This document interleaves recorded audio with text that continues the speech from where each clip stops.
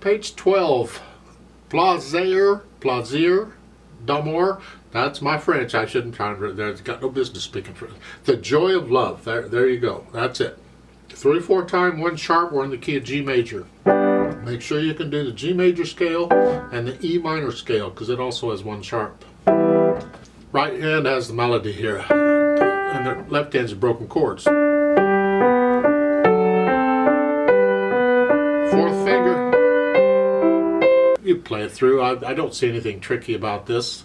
I will notice their fingering there for measure 9. They want you, because you're going to play, but they want you to play here, thumb again. This puts you in position for coming up.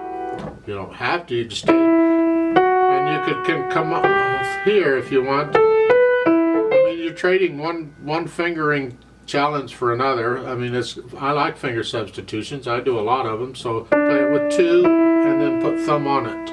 This is that pick up to measure 9.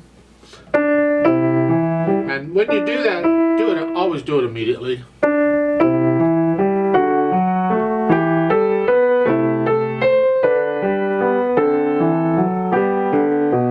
Now, I'll challenge you a little bit. Let's see if you can do this. Measure 13 going on here. I'd like to connect them. I want to feel that melody with the fingers, and it starts with the C, the note in front of it. I like to be able to feel that with the fingers. The thumb's going to play the others.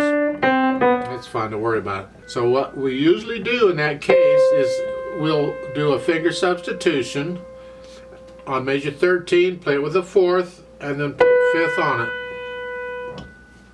Like so. So. And then 1 4 and 1 3. That way I'm connecting them all. So I would challenge you to try that fingering out. Let's go measure 18 up here. Again, I want to connect the melody. The thumb's just covering the other part.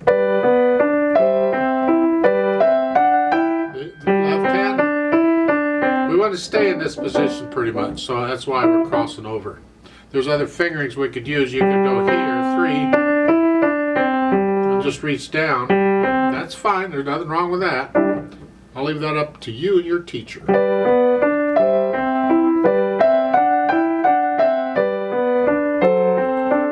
Now, when you're going from measure 22 to 23, you're here. I want a 4/2 here. I'm going to pivot on the thumb. I'm going to come across. I'm going to connect here to here. Even though it's not melody, I don't want to lift up. That is what I'm after. I want to stay on the keyboard. It's legato. I want to feel it as connected as I can, so it's there. Then 26, 1 3, 2. That's a little tricky right in there. Real slow. Here. Connect all of this. Thumb. Here. May have to work on that spot for a while because it's got to be even and flowing and no hesitation or nothing.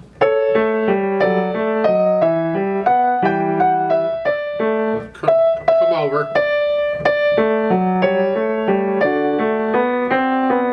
At the end, the last 2 measures. Left hand, I suggest if you can, bring 3rd finger up. It's fine. You got here. And that's fine, there's nothing wrong with that.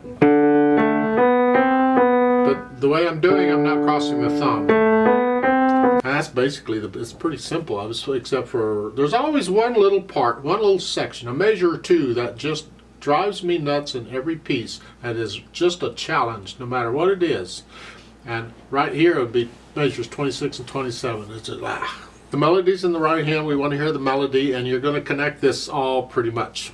You have phrasing. You can lift up in the right hand between the phrasing. Keep the left hand legato all the way through, except of course for the rest. So connect it. So I'm lifting up here, but not here. So forth. Start soft, and this is the melody. Go up to moderately soft. Just go up a little bit. Then I would come back down to soft. If you want to. So I put in a little swell there too. It's part of interpreting the music. You feel it. You can stay in the soft range, but you can get a little louder and softer. On measure 18, now you're moderately loud. The left hand's soft. And then go up to loud. Down.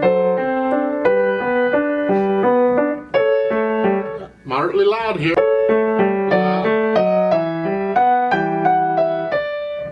You get the idea. You go up to loud there by measure 29.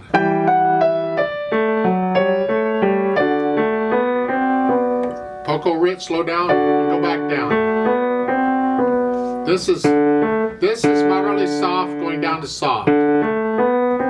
Because this is automatic, this dies away on its own. And then you're soft at the beginning. Get to know it and get into it and feel these dynamics. And you'll feel a little getting louder and softer here and putting in a swell or whatever. That's fine. But keep the left hand in the background. Now they've added pedal. I think this piece is usually done by a band or orchestra. I think they're after the overtones because you can play it fine without pedal. But we add pedal. We want to be careful. We don't want. This is not a foggy, misty piece. This is a love song. We don't want to smear stuff because that tends to take the love out of it real quick. So they're changing the pedal with each harmony change, but I'd like to make a couple suggestions. And that is, it's going to be overlapping pedal. Put the notes down first and then the pedal. I'm going to change the pedal after I play the notes.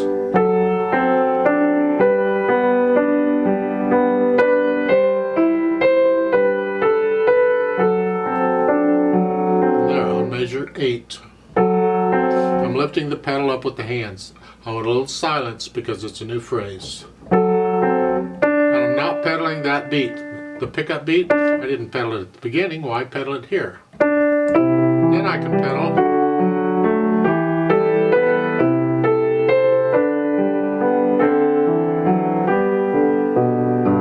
And by the way, the fingering I used there at the bottom, measure 15, broken chord, it's a G chord. I use fourth finger on that, not third. That's what I recommend. That's the fingering we use in the arpeggios. The fingering, I just recommend it. There's different fingering styles, and that's what I recommend. This is more of a beginner's fingering. I'd like you to use a little more advanced fingering. Now, when you finish the first ending here, you're going to go on. There's no repeat sign, so you go on. You skip the second ending, go on. Lift the pedal up, so there's a little silence because it's a new phrase. And I don't pedal these measures 20 and 21. I don't want to smear it. I just don't like it. So I lift the pedal up after the first beat. Actually, the first two beats.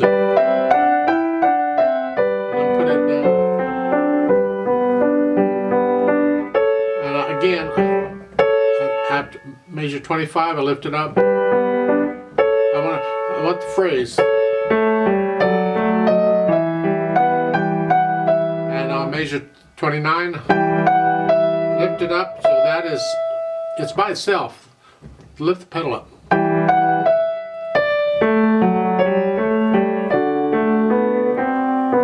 And at the end, where the D, C, F, E is, lift the pedal up.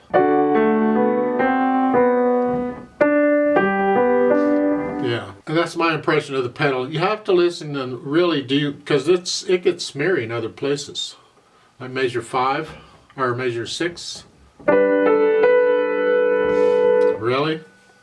Well, we want to connect the left hand. I need the pedal for that. Unless I use 4. So some of the smearing we're putting up with and others we're not. Like in measure 11 here. I don't need to pedal those two measures. So starting at measure 9.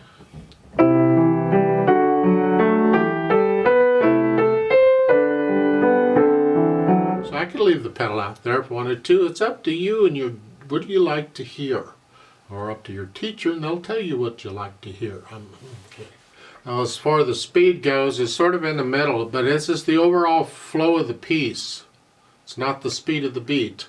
So it's the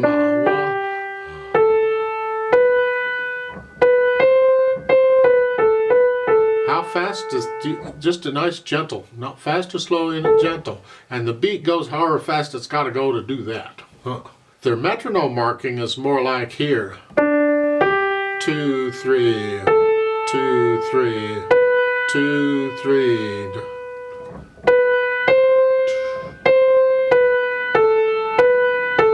2 3. So if that's how fast you want to go right ahead. I think that drags it. So I'm going to play it a little faster than what they're suggesting.